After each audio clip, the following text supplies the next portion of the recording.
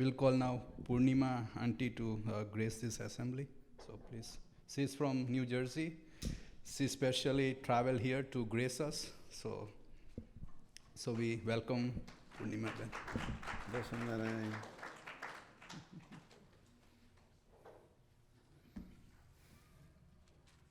જય સ્વામિનારાયણ બધાને.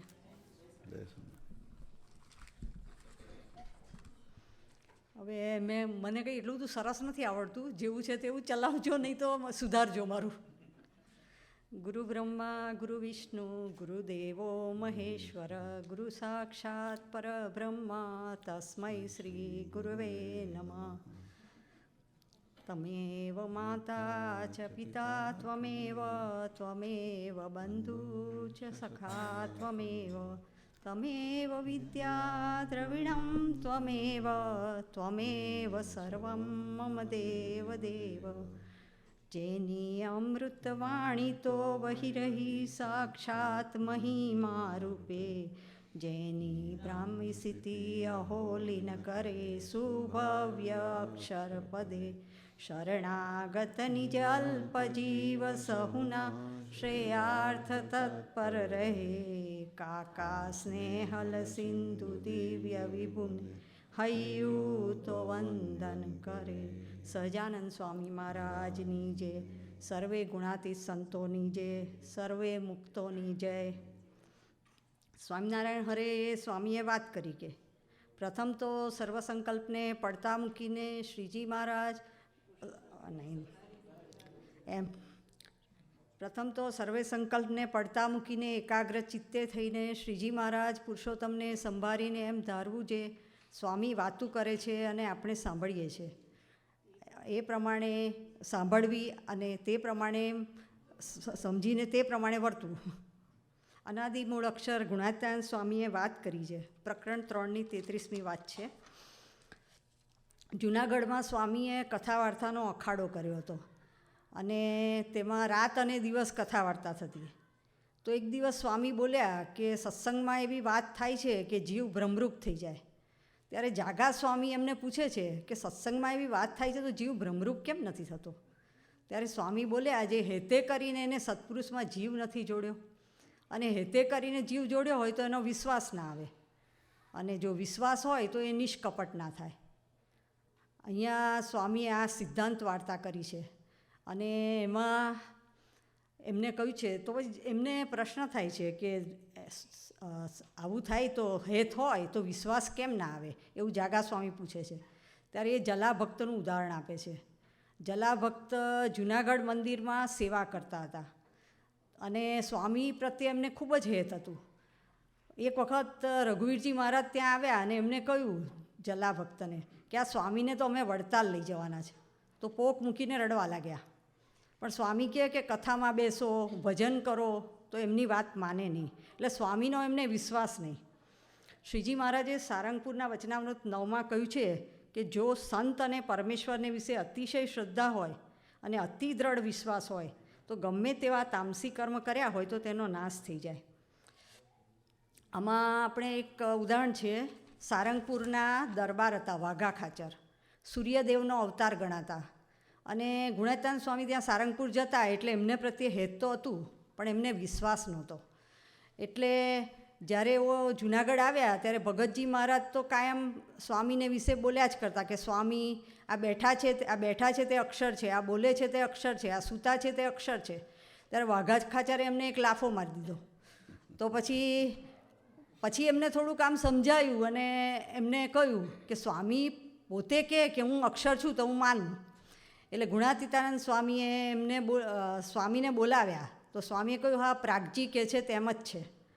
એટલે તેમને વિશ્વાસ આવી ગયો અને વળી એ નિષ્કપટ થયા કે સ્વામી મને રાતના સ્વપ્નમાં ધીંગાણાના સ્વપ્ન આવે છે, મારામારી કરતો હોઉં એવા સ્વપ્ન આવે છે, અને જાણે કે માથા કપાતા હોય ને એવું બધું. તો પછી સ્વામીએ એને આ પ્રમાણે નિષ્કપટ થયા તો સ્વામીએ એમને નિરાવરણ દ્રષ્ટિ આપી અને બ્રહ્મરૂપ કરી દીધા. મહારાજે અંત્યના 14મા વચનામૃતમાં કહ્યું છે કે રામચંદ્રજીએ કહ્યું છે કે જે મારે દ્રઢ વિશ્વાસે રહે તેની જેમ માતા બાળકની રક્ષા કરે છે તેમ હું રક્ષા કરું છું. માટે વિશ્વાસી એ જ શ્રેષ્ઠ છે. જૂનાગઢમાં મહારાજે બધા આચાર્ય મહારાજોને અને બધા સંતોને એવી આજ્ઞા કરેલી કે વર્ષમાં 1 મહિનો જૂનાગઢ જઈને સમાગમ કરવો. આચાર્ય શ્રી રઘુવીરજી મહારાજ પણ સમાગમ કરવા આવતા હતા. એક વખત સ્વામી સાથે તેઓ વિચરણમાં હતા, તો એમને આચાર્ય મહારાજે એમને પેંડો ખાવા આપ્યો. ત્યારે સ્વામી બોલ્યા કે આ 500 પરમહંસો મારું ગળું જાળીને કહે છે કે ના ખાઈશ, ના ખાઈશ, ઝેર છે. ત્યારે રઘુવીરજી મહારાજ બોલ્યા કે તમે આવી રીતે વૈરાગ્યની રીતે વર્તો છો તો અમારું શું થશે? ત્યારે સ્વામી બોલ્યા કે આ તમારો ઠાઠબાઠ છોડી અને તીર્થવાસી થઈને ખૂબ સાદાઈથી જૂનાગઢ આવો તો હું તમારી બધી કસર કાઢી નાખું. સંવત 1917માં રઘુવીરજી મહારાજ ત્યાં જૂનાગઢ ગયા અને એમને સ્વામીનો સમાગમ કર્યો. ખૂબ સાદાઈથી રહેતા, એક જ સેવકને લઈને આવેલા અને સ્વામી એમની પણ માતાની જેમ એમનું ધ્યાન રાખતા કે આ આચાર્યજી કંઈ ખાતા નથી તો એમનું ધ્યાન રાખતા અને આ રીતે એમને પણ ભ્રમરૂપ કરી દીધા. આ રીતે જૂનાગઢમાં સ્વામીએ 200 જણને ભ્રમરૂપ કરેલા હતા. મહારાજે પંચાળા 7માં કહ્યું છે કે ભગવાનના એકાંતિક સાધુના વચનને વિશે વિશ્વાસ લાવીને નિષ્કપટ ભાવે કરીને ભગવાનના ચરણ કમળને ભજે છે ત્યારે તેની માયિક દ્રષ્ટિ મટે છે. ભગતજી મહારાજ ગુણાતીતાનંદ સ્વામી સાથે એમને એવો જીવ બાંધ્યો હતો કે ગુણાતીત રૂપ થઈ ગયા હતા. તો એક વખત ગુણાતીતાનંદ સ્વામીએ કહ્યું કે એક હરિભક્તને કહ્યું જાઓ ભગતજીને બોલાવી લાવો. તો પેલા હરિભક્તો એની ઓરડી પાસે ગયા અને બૂમો પાડી કે ભગતજી ઉઠો, ભગતજી ઉઠો, સ્વામી બોલાવે છે. ત્યારે ભગતજી એ ઉઠ્યા જ નહીં. પછી એ સ્વામી પાસે આવ્યા હરિભક્ત અને કહેવા લાગ્યા કે સ્વામી ભગતજી તો ઉઠતા નથી. ત્યારે કે જાઓ અને કહો કે ગુણાતીત ઉઠો. એટલે પેલા હરિભક્તો તો ત્યાં જઈને બોલ્યા ગુણાતીત ઉઠો, ગુણાતીત ઉઠો. એટલે તરત જ ભગતજી તો સભામાં આવીને બેસી ગયા. આમ તેઓ ગુણાતીત રૂપ થઈ ગયા હતા. ભગતજીને તો કેટલા બધા અપમાનો થતા. એમના ઉપર ચૂનાની ગુણો નાખવામાં આવતી અને એટલું બધું એ હવેલીનું ને એટલું બધું કામ કરતા હતા અને તો પણ એમને બધા ગમે તેમ એમનું અપમાન કરતા.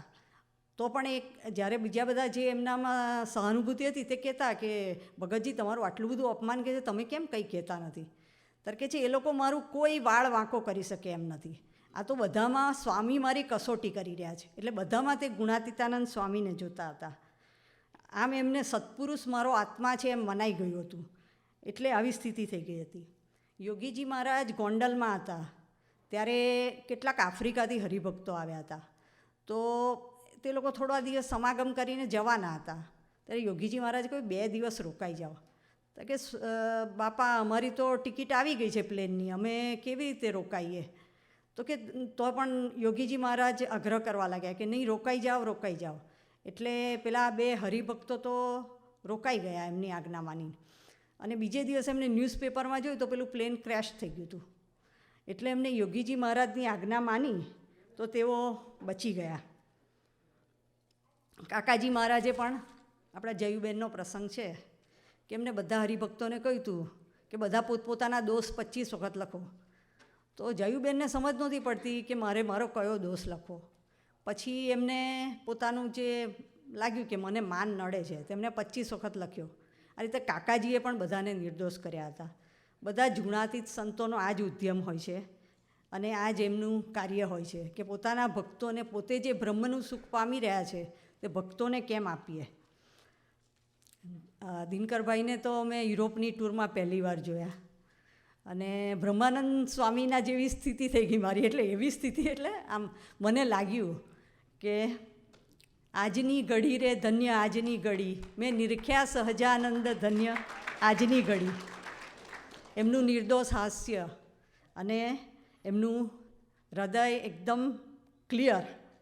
એટલે પેલી ગુણાતીતાનંદ સ્વામીની વાત આવે છે કે શરદ પૂનમનું આકાશ જોઈને સ્વામી બોલ્યા કે આવું નિર્મળ હૃદય થાય તો, અને મેં એમનામાં જોયું. ગુરુજી કહેતા કે કાકાજી કૃપા, અનુગ્રહ અને લીલો અનુગ્રહ એની વાત કરતા. તો કાકાજી મહારાજ અને દિનકરભાઈના ચરણોમાં પ્રાર્થના કે અમે અમારી બધી નેગેટિવિટી દૂર થાય, શ્વાસોશ્વાસે સ્વામિનારાયણનું ભજન કરીએ અને બ્રહ્મરૂપ થવાના માર્ગમાં ખૂબ ઝડપથી ચાલીએ અને અમને બ્રહ્મરૂપ કરી જ દેજો એવો લીલો અનુગ્રહ કરજો. સહજાનંદ સ્વામી મહારાજ.